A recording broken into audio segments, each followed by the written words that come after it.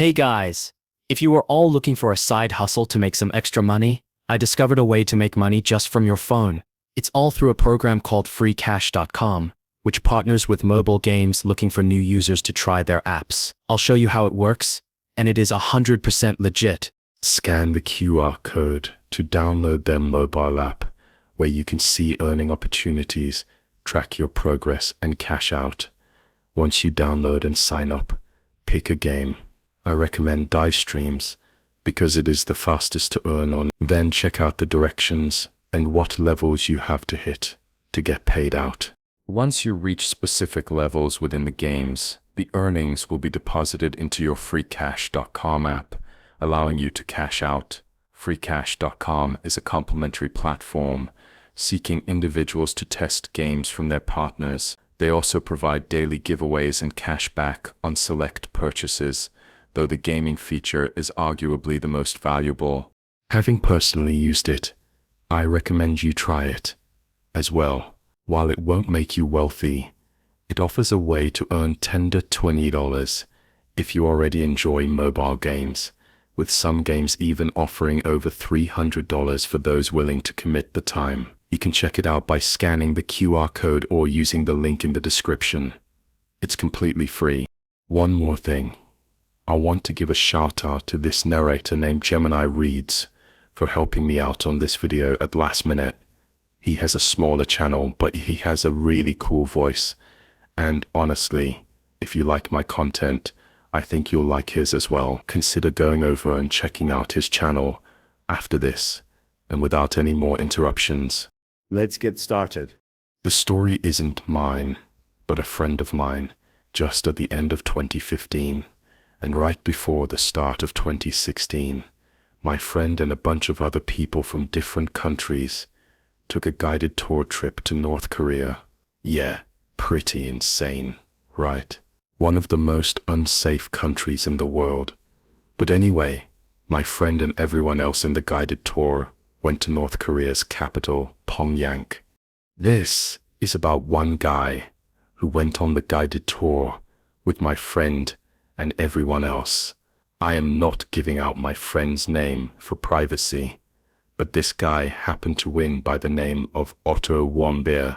There's actually stories about this on Google and YouTube. Feel free to look them up. Anyway, when my friend and everyone else were in Pyongyang doing everything instructed by the tour guide, such as following all the rules and using extra caution, they were celebrating the new year.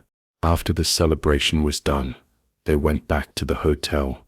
During the overnight hours, after their couple of days of touring Pyongyang was over on January 2nd, they all went to the airport to board their plane. However, at the airport in Pyongyang, Otto was pulled aside and taken by North Korean guards, and the rest of them were just told to board the plane.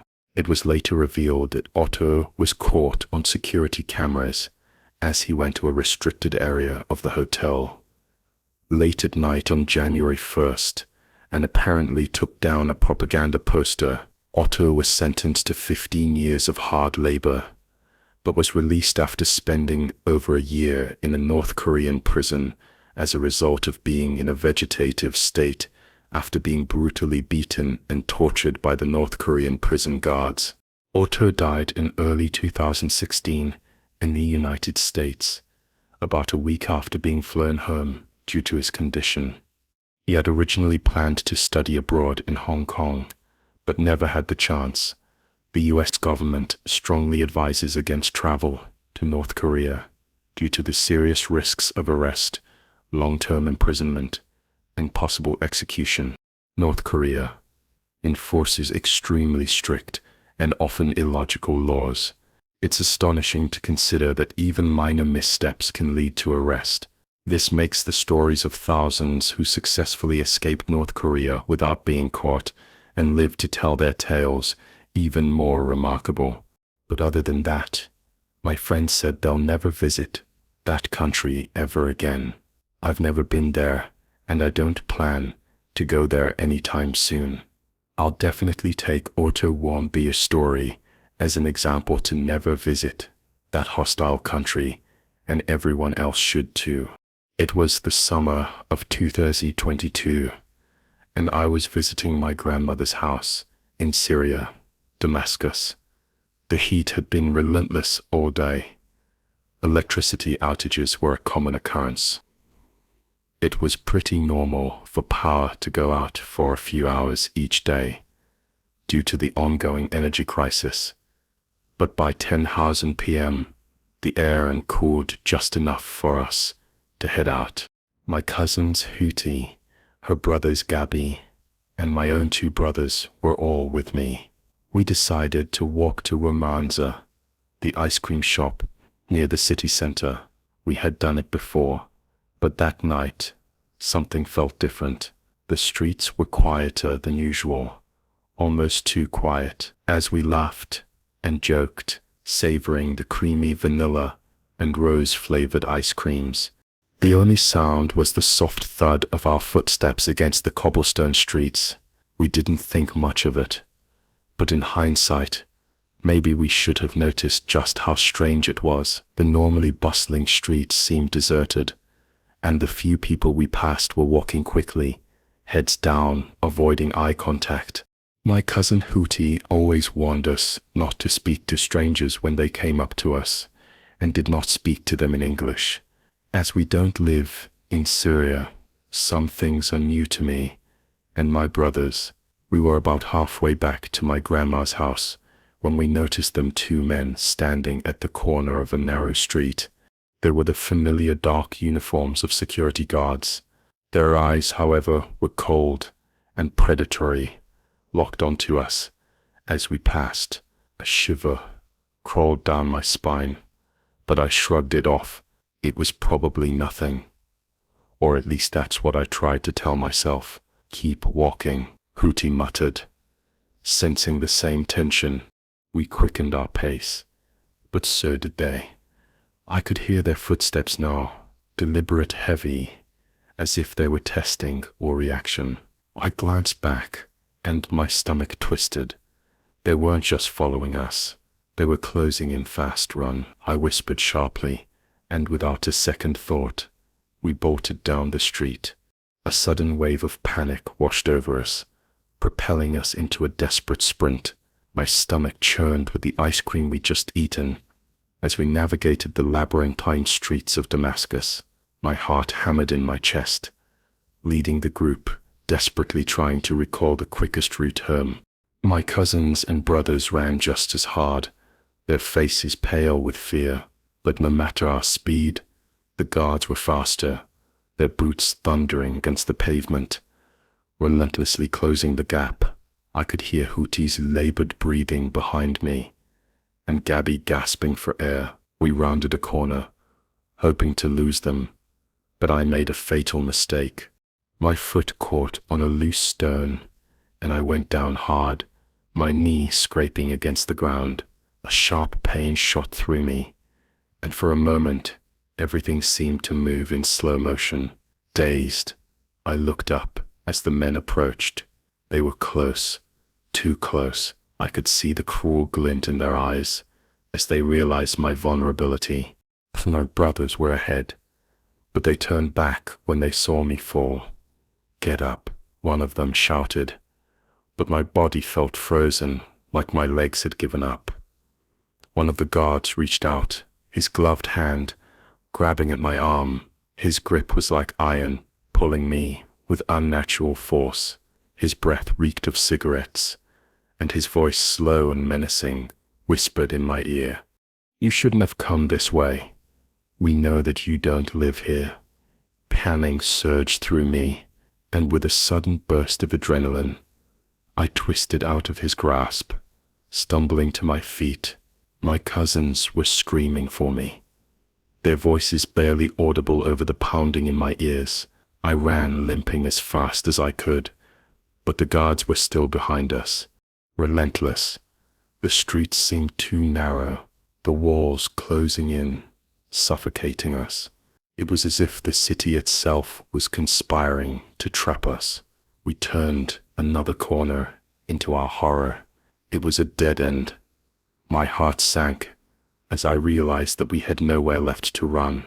The guards slowed their pace, their footsteps echoing ominously in the alley. As they approached, savoring the fear that radiated from us, one of them chuckled darkly, as if this was all some sick game. At that moment, I thought it was all over. We were trapped, and there was no escape. But then, from one of the windows above, an old woman shouted something in Arabic, throwing a bucket of water down onto the street. It startled the guards just enough to make them stop. She kept yelling, her voice sharp and filled with fury, drawing attention from the nearby houses. Lights flickered on in the surrounding windows, and the guards exchanged uneasy glances. They weren't supposed to be seen for a brief, terrifying second. They hesitated.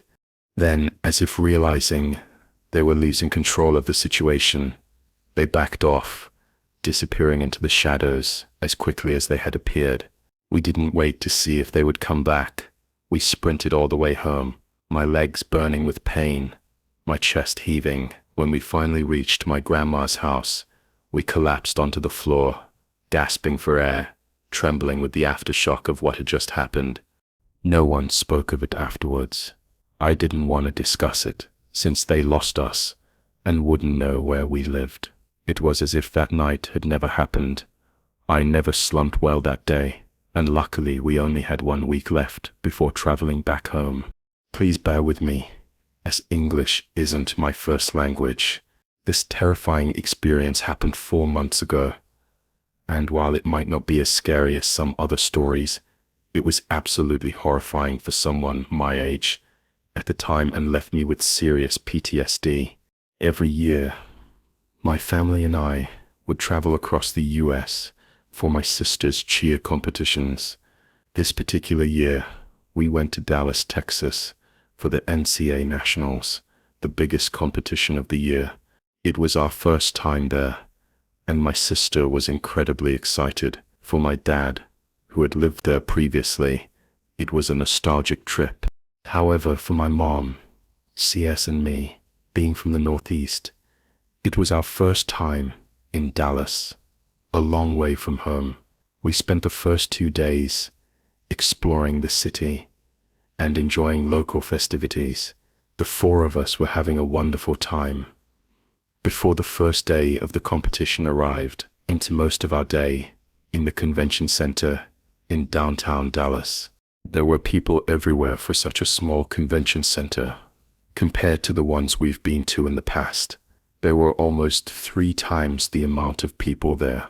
This is important for lighter. Anyways, my sister didn't compete until about 4:30 in the afternoon, so we spent the majority of our time in one of the exhibition halls. For some context of the layout, as this will also be very vital info for later. There are 5 exhibition halls, each adjacent to one another. After the last hall, there's a bridge that leads to an adjacent Omni Hotel. We were in the 4th hall from that bridge, and the 2nd one from an arena where the big teams performed. Anyways, when noon rode around, my family and I went outside for a bet for a group picture with the entire cheer team. Then 1 o'clock rolls around, and some of my sister's teammates went to the team rooms, which was near the bridge, as it was getting close to their performance time. We had 3 hours though, so we went back to the hall that we were in before to watch more teams and eat some snacks. Now comes the part where things get weird.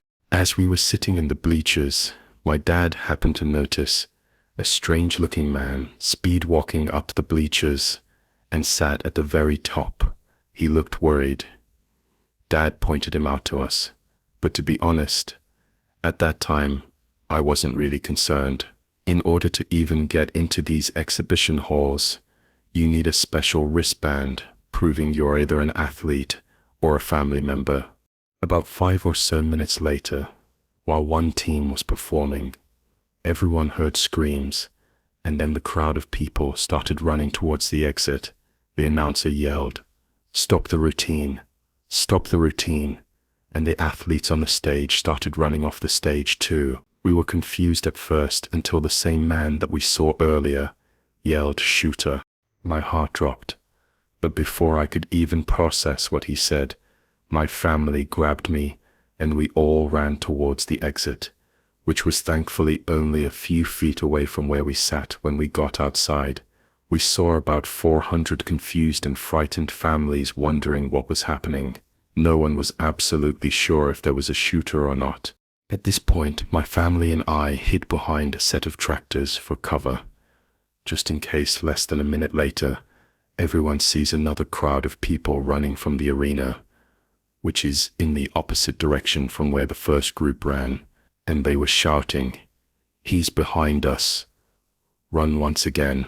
Everyone started running this time, in the direction of the parking lot. As we ran, I heard two distinct pops, which we all still firmly believe are two gunshots. We ran even faster until we got to the train tracks, which we had to climb over. Everyone was helping one another get across, including my dad, who helped a poor athlete with casts on her legs cross over. We entered the parking lot and were met with some welcoming sights of police vehicles and medical personnel. We just stayed in that lot, watching other families get reunited with their family members, as well as people calling for them. It felt so sad watching all of this happen, but it felt even worse, as by that point, we were all sure of what was happening. We were in the midst of a mass shooting, and what the amount of people in this crowded convention center, a fraction could have easily been killed already. People of all ages were here, and their lives could have been cut tragically short. Experiencing a mass shooting has always been one of my greatest fears, and now it was actually happening to me, far from home, in a place I'd never been before. I thought of my friends, our cab back home. What would happen to her? We all thought there were multiple gunshots, as well as running several different directions. My family just huddled and hugged highly. My parents kept reiterating that everything would be okay, and that hopefully we were safe. Now we were not. Another set of crowd of people started running toward us, yelling at everyone to do the same. Once again, we all ran outside of the parking lot and away from the convention center. We were no longer in its vicinity. Everyone started walking again, past confused bystanders who were asking if we were okay and if there was a shooting. The crowd split up, and my family and I, along with a couple others, walked until we arrived at a crosswalk about 2 streets away from the convention center. We all just stood there watching as thousands of police vehicles sped past us. Everyone was consoling one another, and some were still calling for their family members. I later learned that at that point, my sister's teammates were still inside and had barricaded themselves inside of the team room. After a while, my dad suggested that we started walking back towards the convention center. We walked past other oblivious cheer families who were walking towards the convention center, glancing at us. I wanted to scream so bad at them to turn back, but at that point, we just wanted to make it back into the safety of our hotel. When we got inside, we went inside a room where the rest of my sister's gym was gathered. My sister hugged her friends, and my parents left the room to get water.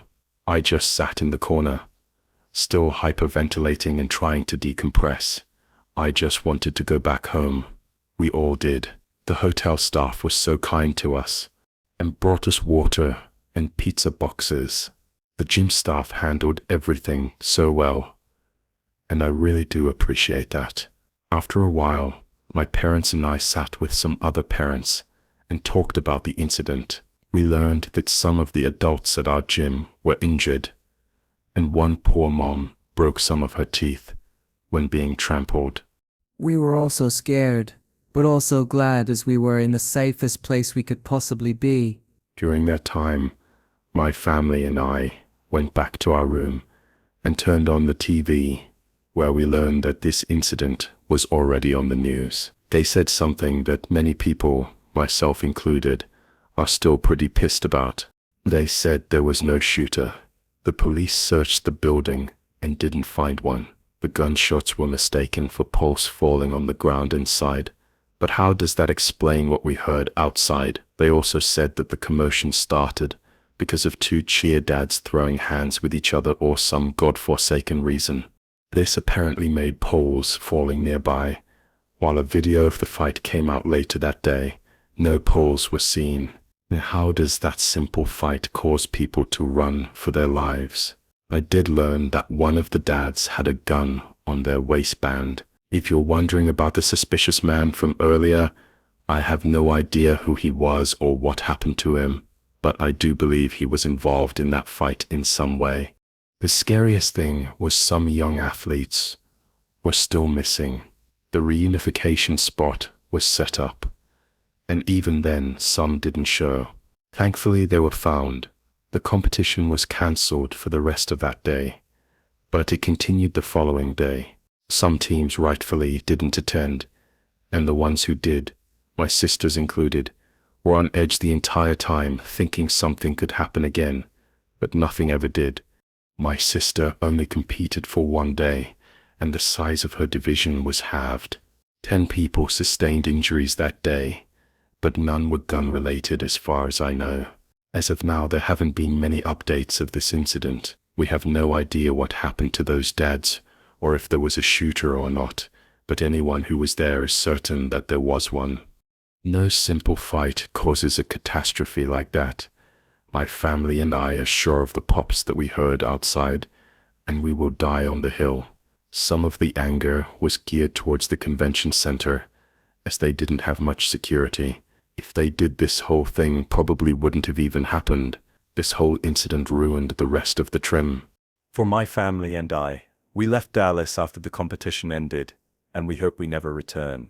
I'm sure everyone who was there and their families and friends who weren't are extremely glad that we came out alive, but there is still a looming dread in all of us for what could have been. If there was a shooter, a lot of people would have died. This might not be as scary as other ones covered on this topic, but it left many people, including myself, with emotional scars. I still suffer from PTSD and flinch every time I hear a loud bang or screams. Sadly, I don't think it will ever go away. In 2017, my sister and I flew down to New Orleans from Ohio for a convention. It was our first time ever in New Orleans, first time ever on a plane, and the show that we were going to the convention for was our favorite, so we were absolutely stoked for the entire experience, where we're going to see our favorite actors in person. And I got to see for myself the beautiful houses that Anne Rice had so eloquently described in her Mayfair Witch trilogy. Our stepdad warned us to be very careful in New Orleans. He's a deputy sheriff, so I suppose you can't really blame him. So we stayed on our guard, or at least my sister did for me and herself on one of the days, and I did for us on another day, because one of the first days we were there, I decided that I wanted to try a famous hurricane drink and walk the famous Bourbon Street to see the sides.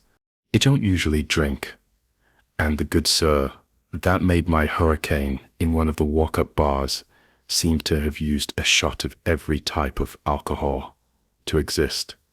So I was heavily buzzed.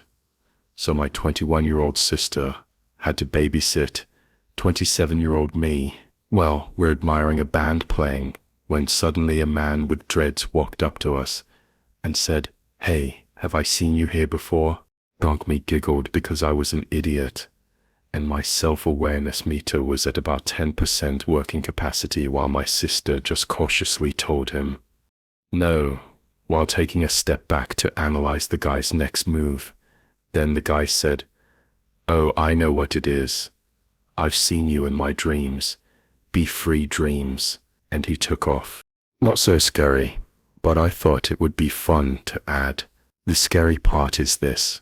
We had to use Uber to get from our hotel to the convention center one night. When the convention's activities were over for that day, we had ordered an Uber. The Uber driver was supposed to be a woman named Samantha or something like that. When our ride showed up, It was a man, and the car reeked of marijuana. My sister hopped in and I followed suit, asking if this was Uber. The man said yes and confirmed our destination before taking off.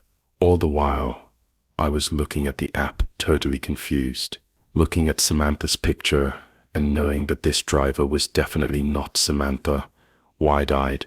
I tried to give my sister,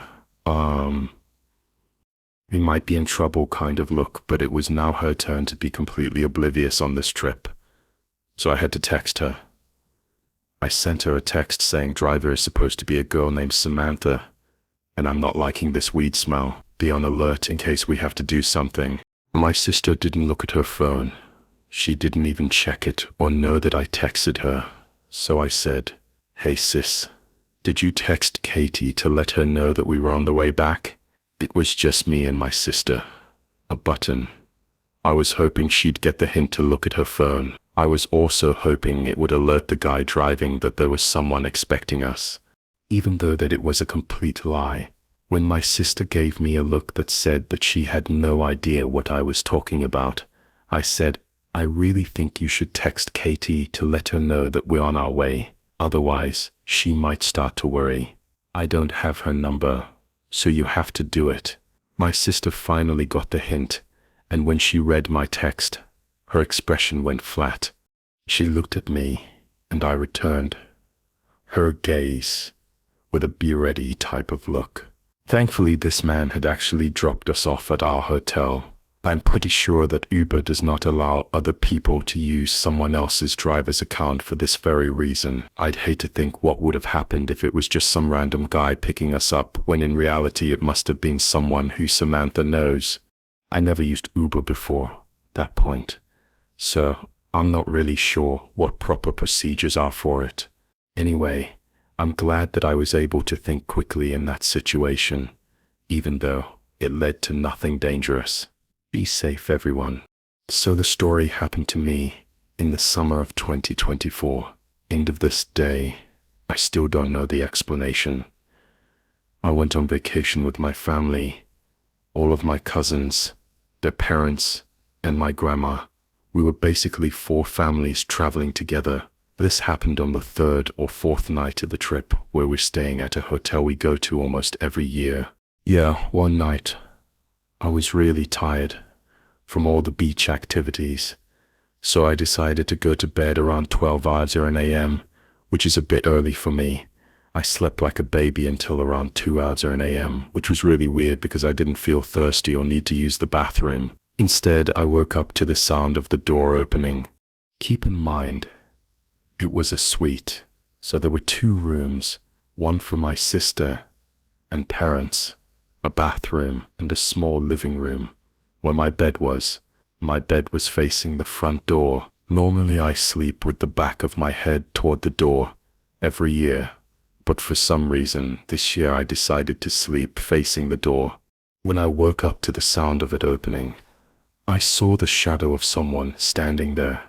It's like the moment they saw me, they shut the door. Again, I was a bit confused, but I assumed it was my cousins, because I could hear kids on the stairs outside the room.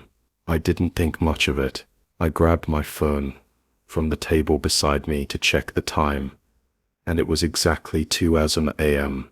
I was still really tired, so I just went back to sleep within seconds. The next morning, the first thing I remembered was what I saw during the night while eating breakfast with my cousins. I told them about how someone had opened our door. I mentioned that I thought it was them, but weirdly, they all said that they had been asleep at that time, and they didn't believe me at first. But if they were gonna sleeping, then who the hell opened our hotel room door? And how did they do it without a key? We're always sure to lock the door every night. Also, there's a motion sensor light in front of the hotel rooms that automatically turns on when someone stands beneath it. When the shadow person opened the door, the light was on, so that's proof I wasn't dreaming. I was fully awake. I keep calling it a shadow person because I didn't see their face. They appeared as a black silhouette since the sensor light was behind them, casting them in shadow. At first, my cousins didn't believe me, until my aunt said that she believed me because something similar happened to her on the same night. She and her husband had woken up in the middle of the night sweating because the air conditioner was off. When they got up to turn it back on, they had noticed their front door was wide open, and the door to the other room was open too. They even heard the sound of the air conditioner running, even though it was supposedly off. We decided to check the cameras in front of the rooms. We didn't see anyone or the shadow figure, but we did see the sensor light flickering. All of this kind of makes me believe it was something paranormal, but weirdly enough, I wasn't scared or even spooked. Even though I was only 15 at the time, I still to this day have no idea what it actually was, and I guess I never will. My name's Harry, and I live in the UK. A couple of years ago, my family and I went on holiday to a little island just off the coast of the UK. The island is called the Isle of Wight, and it's a quite popular vacation spot. Anyway, we were staying for 2 weeks, and at the time my brother and I didn't want to go on vacation. We wanted to stay at home and hang out with our friends. We were roughly 13 or 14 years old at the time. My parents wouldn't allow us to stay home though, so we came to a compromise. They let us have mobile data so we could text our friends. However, when we arrived on holiday, we realized that the place we were staying in didn't even have Wi-Fi. We soon figured out that it also had a very weak phone signal, so we decided to wander around the town of the Isle of Wight to try and find a strong connection so we could still get online. We eventually found a very sketchy corner of a street that had a decent signal, so we stayed there. All was going well until we heard music coming from an old radio. Creepy clown music was playing, and it was getting gradually closer. We stayed put, and then 2 minutes later, a guy dressed in a clown costume with a stitched-up mouth that looked like a smile cycled past us, along with the radio sitting in the basket on the front of his bicycle. I know how this all sounds, but we were creeped the hell out, but soon we forgot about it. About 10 minutes later, my brother said, "Can you see that?" He was pointing at the guy in the clown costume, who was gradually making his way toward us from about 100 yards away, very subtly. As he got closer and closer, my brother and I both decided to book it. We ran to the top of the hill, hoping we were just overthinking the whole situation, but, to our horror, he was now standing at the end of the street where we had just been sitting, doing the loudest, creepiest clown-type laugh possible. We totally freaked out and just started running. We decided to get home as quickly as possible and took a sketchy shortcut. However, about 10 minutes into the shortcut, we heard the creepy clown music playing behind us. Again, we ran as fast as we could the rest of the way home. We got home in tears, scared for our lives, but we didn't see him again for the rest of the evening. However, that night, around 1:01 a.m., we heard that same clown music outside our window again. We peeked outside into the back garden to see if we were just hearing. Thanks to our horror, the guy in the clown costume was standing in our back garden, holding the radio, laughing, and pointing at us.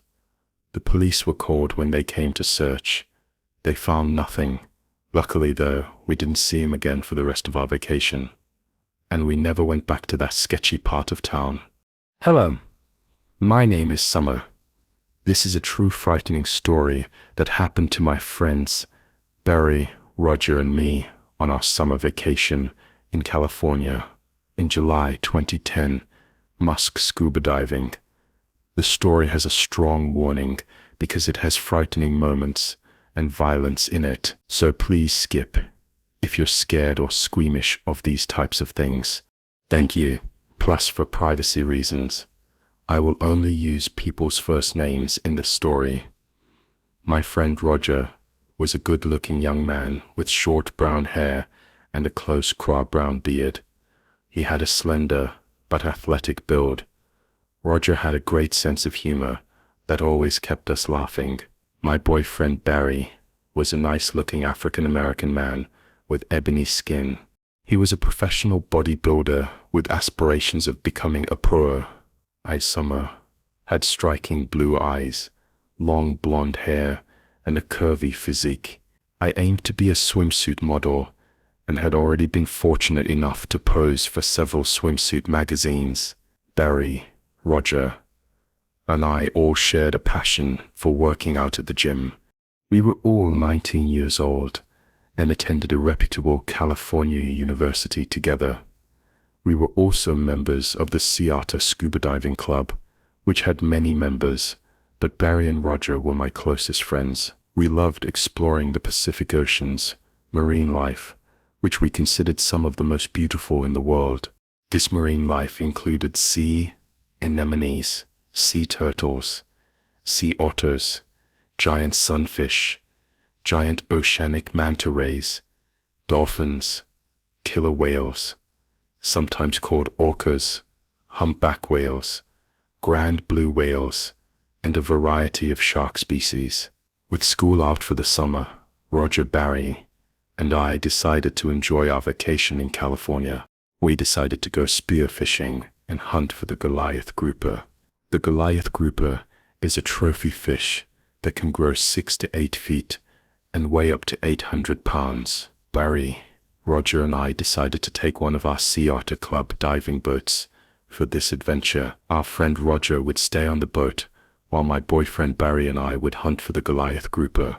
We would have to be careful because the Goliath grouper would be hunting could be found near the Faroe Islands. The Faroe Islands is where a ray of California seal and sea lions lived and had their nests. These seals have orca and great white sharks preying on them, two top predators, so we would have to be very careful and give them their space. Orcas were not known to attack people in the wild, but great white sharks where orca females were around 23 feet and the males were 30 feet. Plus, even though great whites can grow 23 feet, the size was rare. Most male white sharks were around 11 to 13 feet, while the female white sharks were 15 to 16 feet. However, some tooth marks were found in Australian whale carcass that suggests that some white sharks would grow 25 to 26 feet, which is a very scary thought. Like Robert Shaw's character, Quint, in the movie, Joel said, "This shark can swallow you whole." Indeed it could. A well-documented true shark attack like this was in La Jolla, California in 1959, where freediver Robert Pampering was swallowed whole by a gray-white, about 20 feet long. His pal could do nothing to save him, since he had no weapon to fight the shark. With myself, I have photos and shark attack books of a few scuba divers dead on a slab in their wetsuit, with one leg severed off, probably a great white shark, if I had to guess. The three most dangerous sharks to watch out for are the great white shark, tiger, and bull shark. The great hammerhead and mako shark are dangerous too, and they come next. The Faroe and Islands was called the Devil's Teeth because of the treacherous underwater shores in their vicinity. The islands are 30 miles outside of the Golden Gate and 20 miles south of Piraeus and are visible to the mainland on clear days. The Faroe and Islands are part of the city and county of San Francisco. The only inhabitants that are humans on the place are located on the southeast Faroe Island, where researchers from Point Blue Conservation Science and the U.S. Fish and Wildlife Service stay. These islands are closed to the public, rightly so, with all of the dangerous marine life there.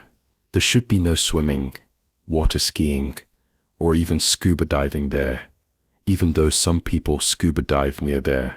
Roger, Barry and I loved our boat we were on. It was a 40-foot craft with a kitchen and rooms.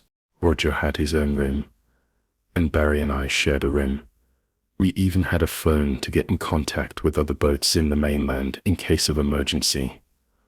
When we were close to the diving spot, Roger had stopped the boat while Barry and I got into our black wetsuits and grabbed our spear guns. Barry and I would only be gone an hour at most since we only had an hour of oxygen in our tanks. Barry and I gave Roger the thumbs up and dove into the Pacific Ocean, ready to safely hunt for the Goliath grouper. Within half an hour, Barry popped his head out of the water, signaling he'd spotted a large pink Goliath grouper. Pink ones are rare. They're usually brown or gray. I told him I'd stay close. Suddenly, Barry shot high out of the water, screaming for help. I looked underwater to see an enormous, heavy-bodied white shark, the size of a female orca, ram into Barry before continuing its pursuit of the huge grouper. It looked like the Grey Y was hunting the grouper like we were. I reached Barry, and thankfully he was all right.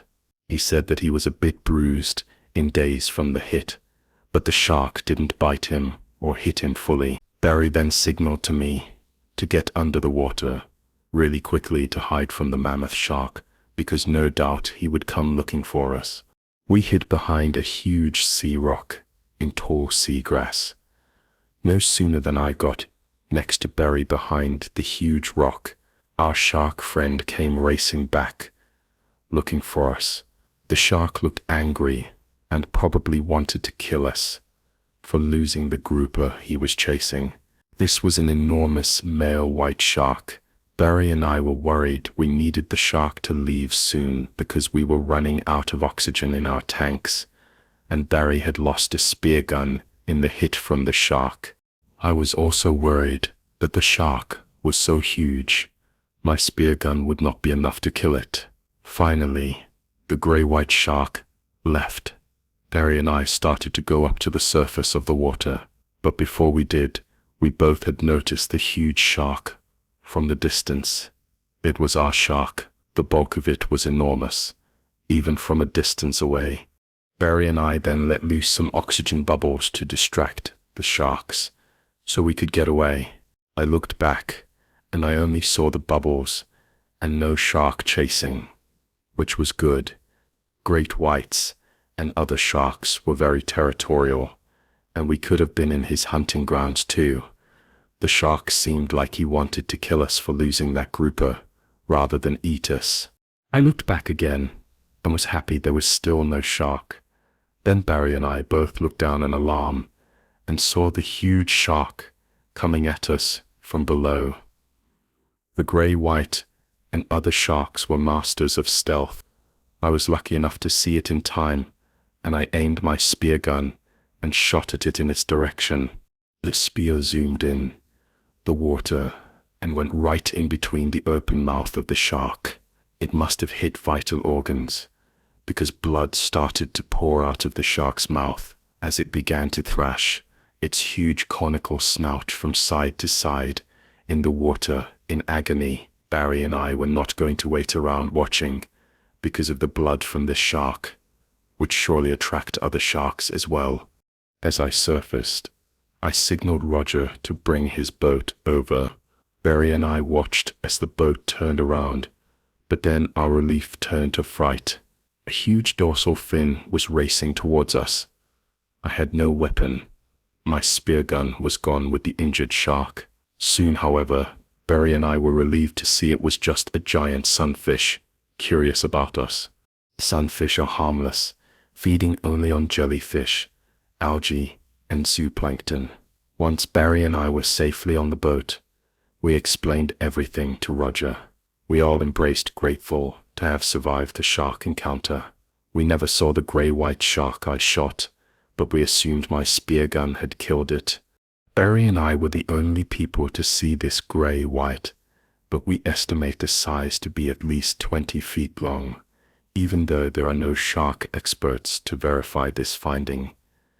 Here's some information about sharks. There were about 102 shark attacks in the year of 2010 when this happened to us. Mainly the fatal grey-white shark attacks are what are usually talked about. Ours was not. since we survived. The state of California has the most white sharks in America. Ray whites attack humans more than any other shark. The state of Florida has the most shark bites. The most great whites are found in South Africa, California, Australia, New Zealand, and Mexico. After this great white shark encounter, Barry, Roger, and me still scuba dived, but we're much safer now. We did not scuba dive near the Faroe Islands, but the gray white sharks hunt seals on a regular basis. Later, we all finished the California university we attended. Now Roger is a marine biologist in California. Barry is a pro bodybuilder and still loves to explore marine life to this day. And I am a swimsuit model. Barry and I eventually got married, with Roger being his best man at our wedding. Plus, it's true what the shark experts say. Once you survive a shark attack, you will never forget it. Hey everyone, hope you all enjoyed today's stories. Consider stopping by on my Kick stream sometimes.